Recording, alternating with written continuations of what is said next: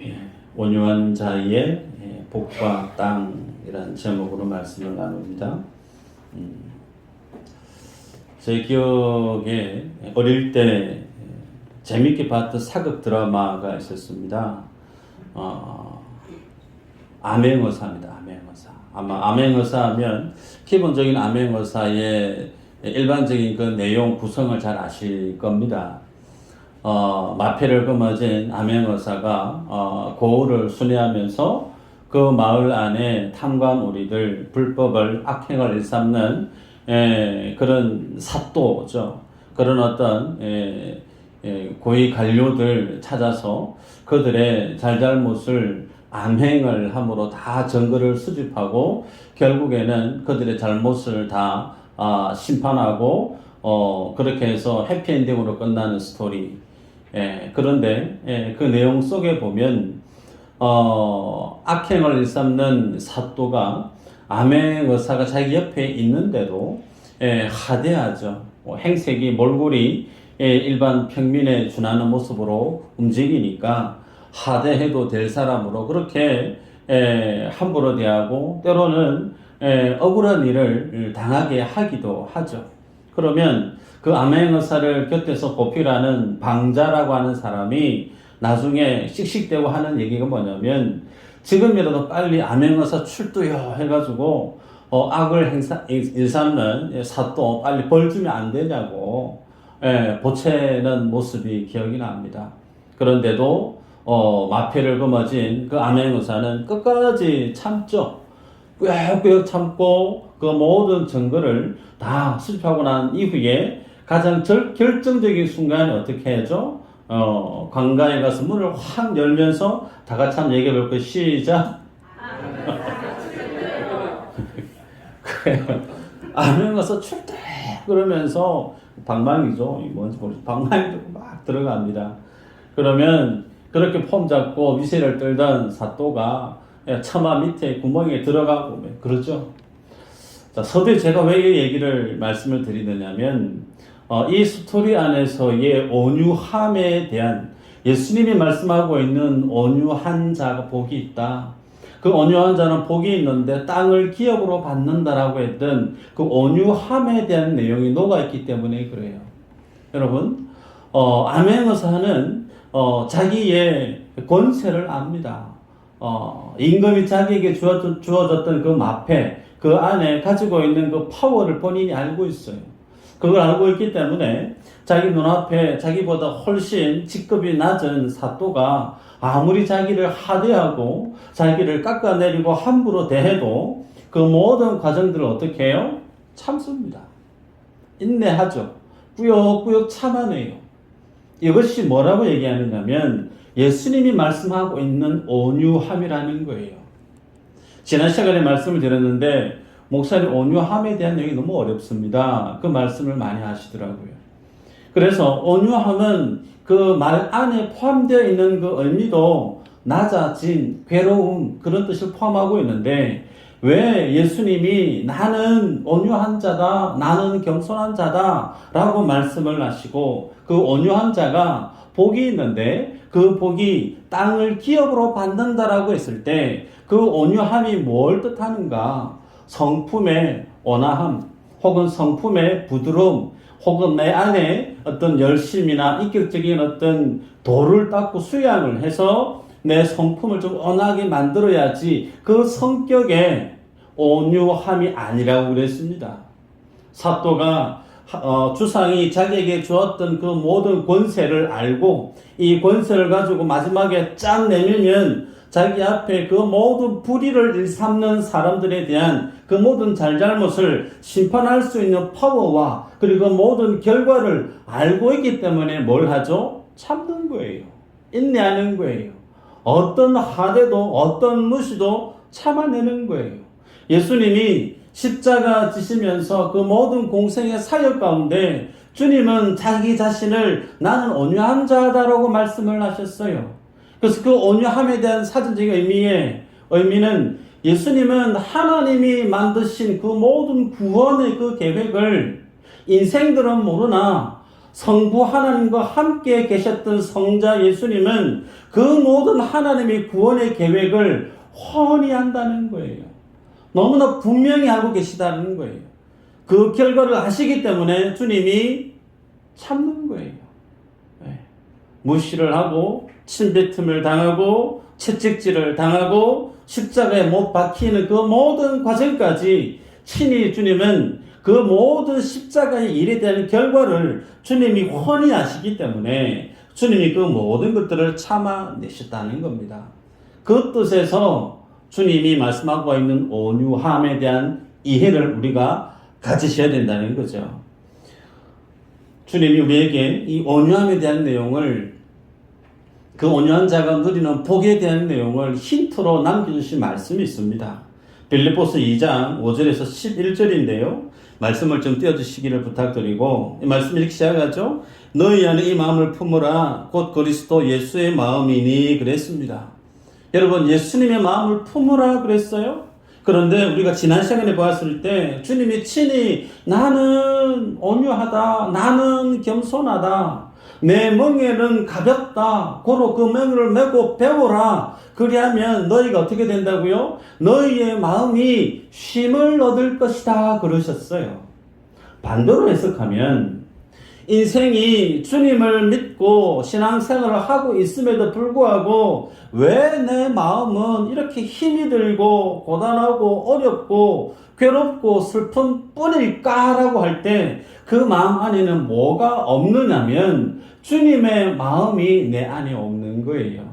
그 주님의 마음이 온유함이고 그 주님의 마음이 겸손함이라는 거예요. 그 주님의 온유함은 무엇 때문에 온유함이 있어졌느냐면 성부 하나님께서 인생을 구원할 그 모든 하나님의 뜻을 훤히 다 알고 있다는 거예요. 그 주님의 말씀과 그 주님의 뜻을 훤히 알기 때문에 본인이 짊어지고 가는 그 짐, 십자가가 우리가 볼 때는 정말 감당하기 힘든 무겁고도 무겁고 무서운 그런 십자가임에도 예수님은 어떻게 해요? 되게 가볍대. 가볍다고 얘기하시는 거예요. 그 주님의 십자가가 가벼워질 수 있는 이유가 하나님의 뜻과 하나님의 말씀을 전부 다 아니까 그 마음속에 주님의 온유함이 있는 거예요. 고로 우리가 예수님을 믿고 믿음의 삶을 살아갈 때 왜 내 삶들 속에 주님을 믿어도 마음이 불안하고 괴롭고 슬프고 힘겨움 이렇게 켜켜이 쌓여갈까에 대한 반증은 내 안에 하나님을 알아가는 그 지식이 였다는 거예요. 내 인생을 향한 하나님의 뜻을 투명하고 선명하게 보지 못하기 때문에 내 마음 안에는 주님이 오늘 본문에 좀 전에 읽었던 너희 안에 이 마음을 품으라라고 했던 그 마음을 품을 수가 없는 거예요. 자, 그러면 그 주님의 마음을 설명하고 있습니다. 그는 근본 하나님의 본체다 얘기하죠. 하나님과 동등되신 분이시나 동등됨을 취할 것으로 여기지 아니했다 그래요. 더 나아가서 자기를 비워 종의 형체를 가지사 사람과 같이 되었다 그랬죠. 그 다음에는 8절 이후로 보면 사람의 모양으로 나타나서 자기를 낮추시는데 어디까지요? 십자가에 죽기까지 자기 자신을 온전히 비워버리는 거예요. 여러분, 이것이 온유함에 대한 결과예요. 이것이 예수님의 마음을 품은 그 주님의 마음을 품은 결과가 십자가에서 온전히 죽기까지 자기 자신을 복종할 수 있었던 주님의 십자가에 대한 스토리를 사도 바울이 풀어서 제시합니다. 그러면 이 마음을 품으라. 나에게 와서 온유와 겸손을 배우라. 그러면 너희 마음이 쉼을 얻는다. 이 쉼이라고 하는 그 내용이 어떤 내용인가? 9절 이후로 소개되죠. 이러므로 하나님이 그를 지극히 높여 모든 이름 위에 뛰어난 이름을 주사. 그 다음에는요, 10절 이후로 하늘에 있는 자, 땅에 있는 자, 땅 아래에 있는 자, 모든 무릎을 예수 이름 앞에 꿇게 만드셨다는 거예요. 그리고 그 예수를 주라 고백하게 만들고 그 모든 만물이 예수님 발 앞에 무릎 꿇게 만든 그것으로 하나님이 뭘 받으신다고요? 영광을 받으신대요.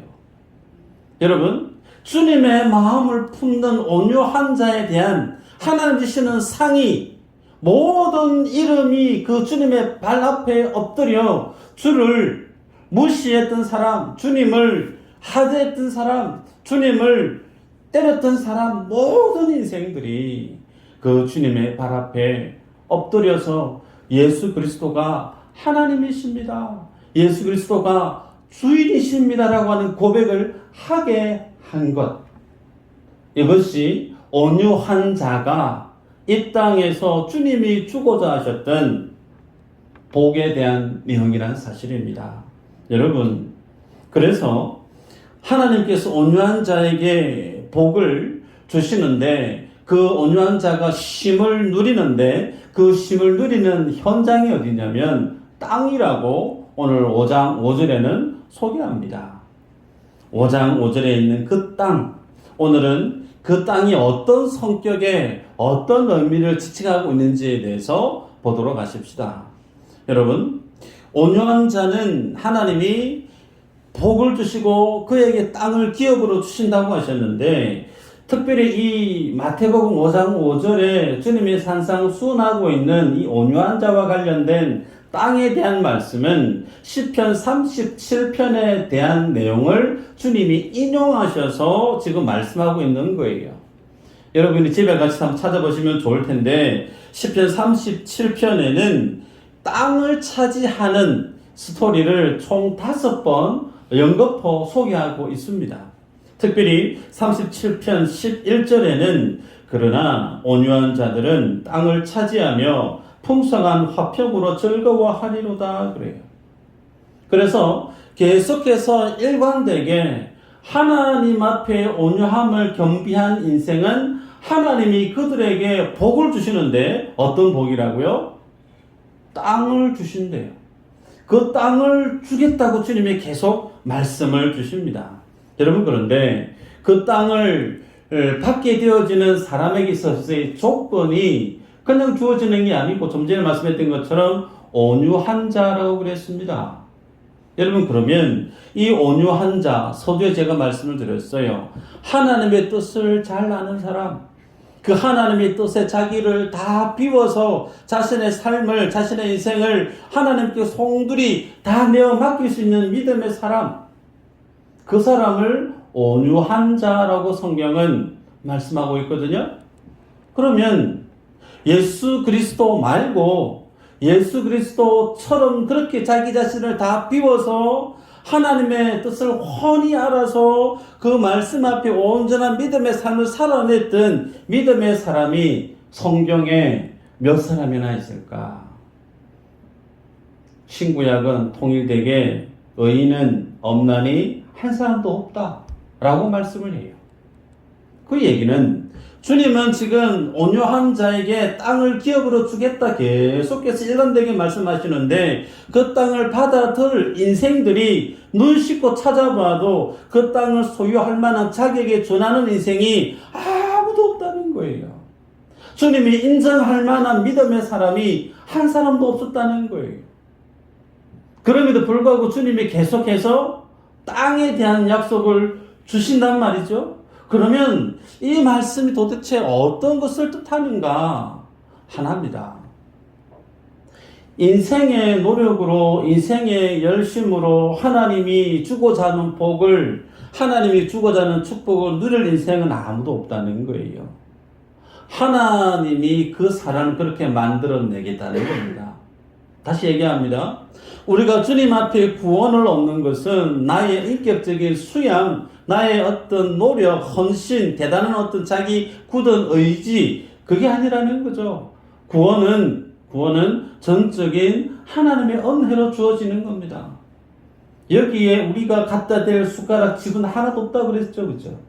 마찬가지로 하나님이 주시고자 하시는 이 땅에 대한 축복을 받아 누릴 수 있는 인생은 하나님이 그를 그렇게 만들어내겠다라고 하는 하나님의 의지, 하나님의 뜻이 이 언약 가운데 녹아 있다는 겁니다. 자, 그러면 주님이 그 땅을 기업으로 받을 자들을 어떻게 주님이 만들어내시는지를 성경을 통해 한번 찾아보십시다. 이사야서 61장의 내용을 여러분이 잘 아실 텐데, 이사야서 61장은 예수님이 이 땅에 오실 것에 대한 메시아와 관련된 내용을 쭉 소개하는 말씀이에요. 대표적인 말씀을 읽어드리면, 마음이 상한 자를 고치며 포로된 자에게 자유를, 갇힌 자에게 모임을 전파하며, 대충 느낌이 오죠. 아, 그 말씀이 이사야서 61장의 말씀이구나. 자, 이사야서 61장에 7절에는 말씀이 있어요. 너희가 수치 대신에 보상을 배나 얻으며 능욕 대신에 몫으로 말미암아 즐거워할 것이라. 그리하여 그들의 땅에서 갑질이나 얻고 영원한 기쁨이 있으리라. 지금 7절에 그들의 땅에서 갑질이나 얻고 영원한 기쁨이 있으리라. 소위 메시아가 오게 되어지면 그 메시아를 통해서 주어진 하나님의 놀라운 복이 있는데 그 땅을 통한 놀라운 기쁨이 있을 것이다 라고 말씀합니다. 여러분, 그러면 여쭤볼게요.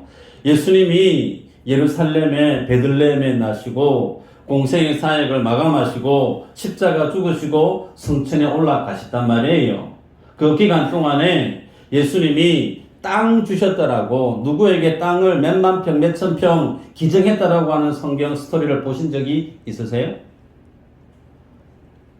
없죠? 저도 못 봤어요.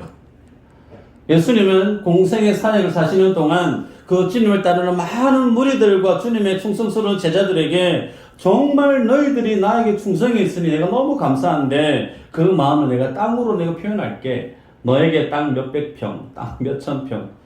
그런 적이 한 번도 없어요. 그러면 이사야서에 말씀하고 있는 이 땅과 관련된 이 약속의 말씀은 도대체 어떤 것을 지칭하는 것인가에 대한 질문을 가질 수밖에 없어요. 좀 더 파고 들어가 볼까요? 에스겔서의 36장 24절에서 28절까지의 내용을 제가 읽어드릴게요. 내가 너희를 여러 나라 가운데서 인도하여 내고 여러 민족 가운데서 모아들이고 고국 땅에 들어가서 맑은 물을 너희에게 뿌려서 너희로 정결하게 하되 곧 너희 모든 더러운 곳에서와 모든 우상 숭배에서 너희를 정결하게 할 것이며 28절에 내가 너희 조상들에게 준 땅에서 너희가 거주하면서 내 백성이 되고 나는 너희의 하나님이 되리라. 아멘. 여러분, 여기에서 에스겔 선지자가 얘기합니다. 조상들에게 준 땅, 혹은 24절에서는 고국 땅 얘기를 계속하고 있어요. 그런데 여러분, 이사야도 그렇고 에스겔도 그렇고 이 선지자들이 사역하고 있었던 그때에 이스라엘 백성이 어디에 살고 있었죠?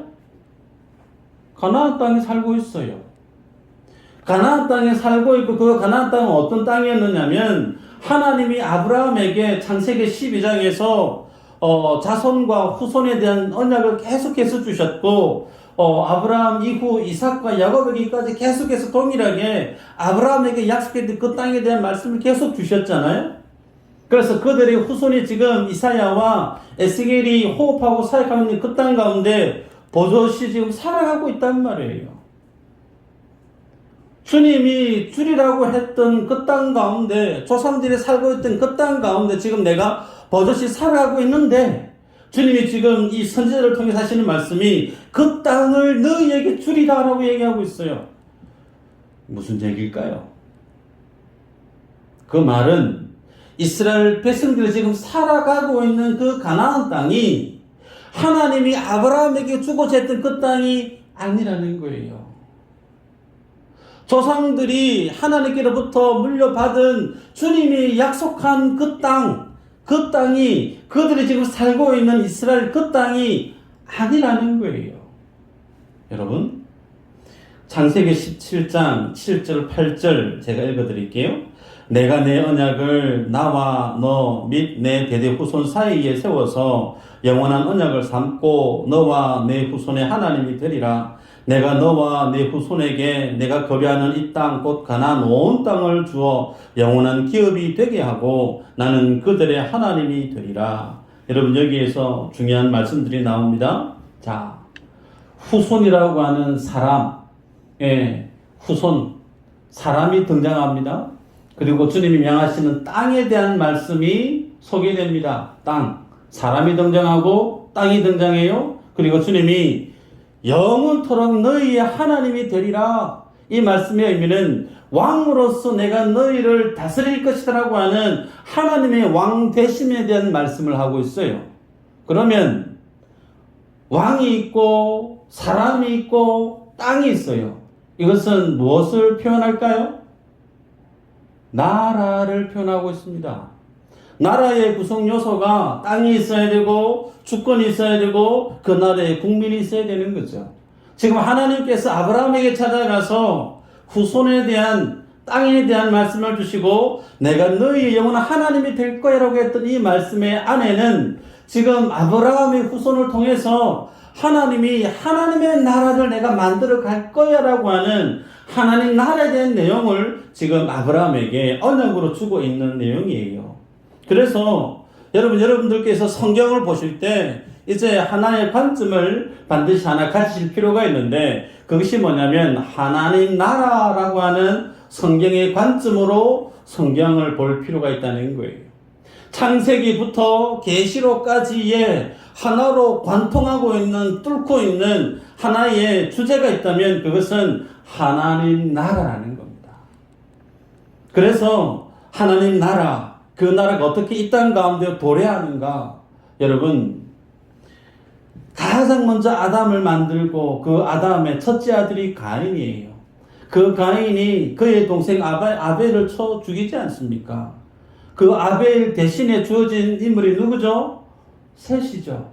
그 셋은 하나님의 언약을 맡은 후손으로 이 땅 가운데 흘러내려옵니다. 반면에 가인의 후손은 이 땅 가운데 어떻게 되어지죠? 창세기 11장에 가면 그들이 가인의 후손이 바벨탑을 쌓죠. 바벨탑. 성경에서 바벨탑이라고 하는 그 탑에 대한 말은 성, 큰 성을 뜻하는 성과 같은 말입니다.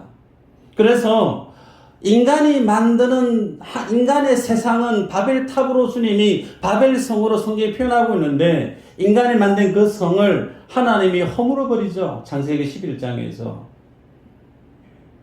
인간이 만들어내는 그 모든 문화, 인간의 가능성, 인간의 노력으로, 인간의 어떤 자랑으로 만들어내는 그 모든 것들을 하나님은 어떻게 해요? 허물어 버리십니다.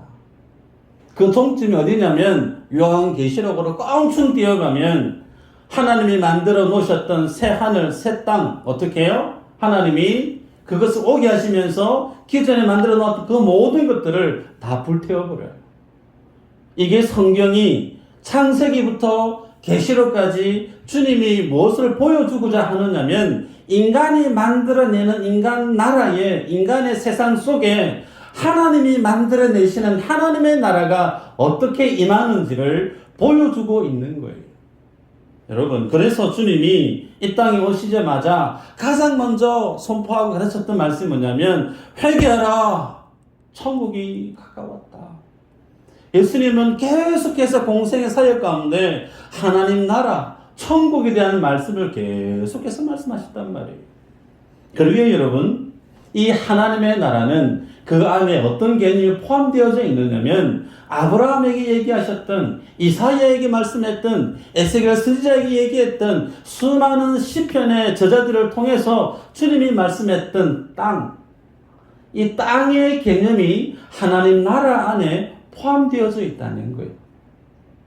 자, 그러면 그것이 사실인가 확인해 볼까요? 히브리서 11장 14절에서 16절 한번 읽어보십시다. 시작.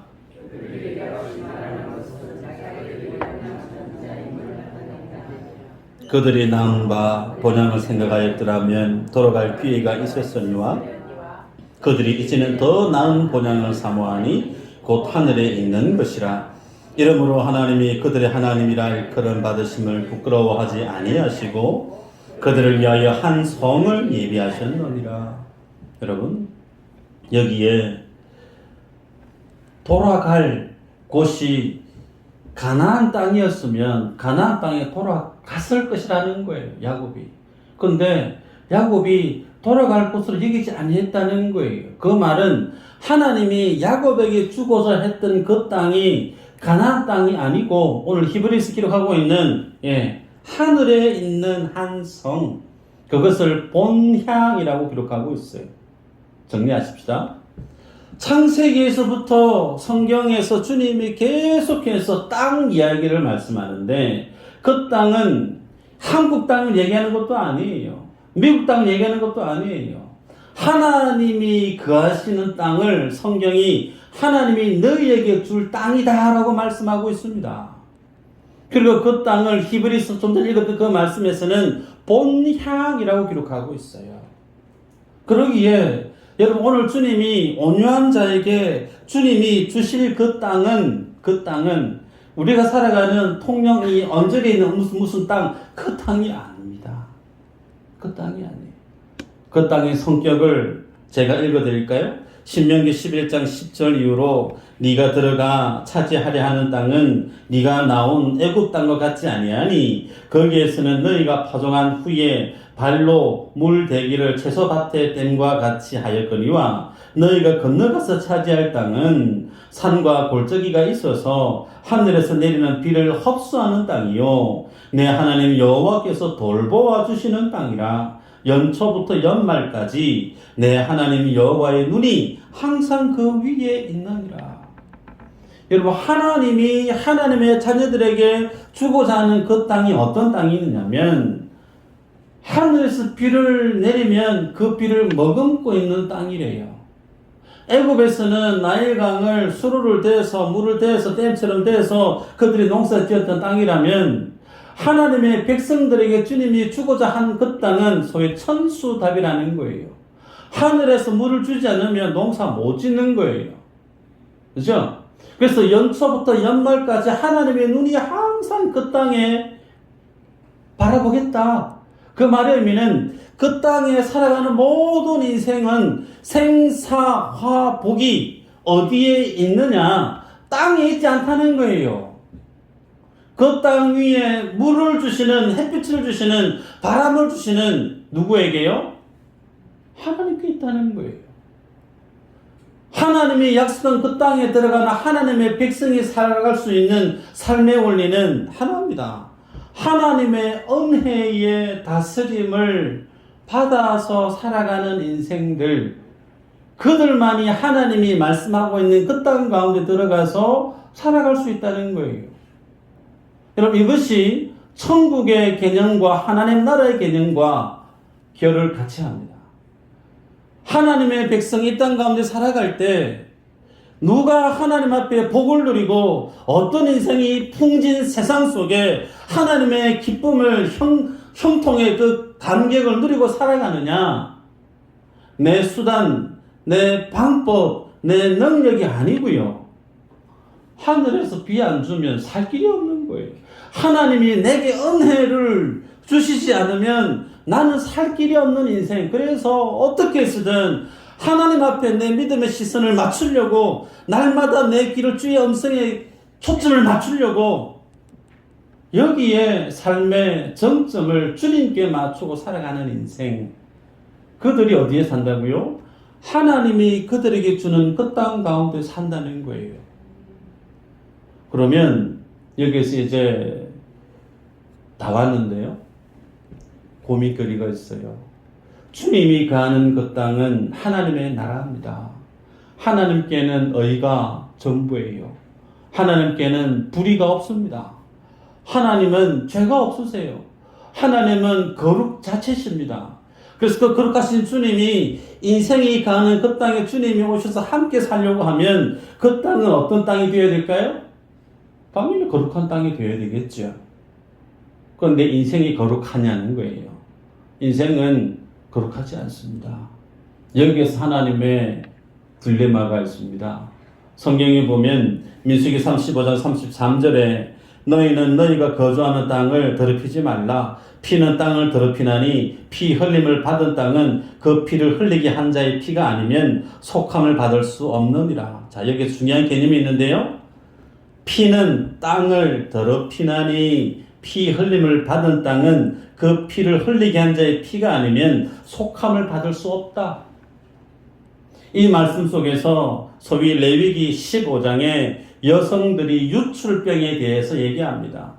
여성들이 생리를 하고 혹은 그 외에 살인을 하고 당해서 그 피가 땅에 쏟아지면 그 사람은 부정하다라고 얘기해요.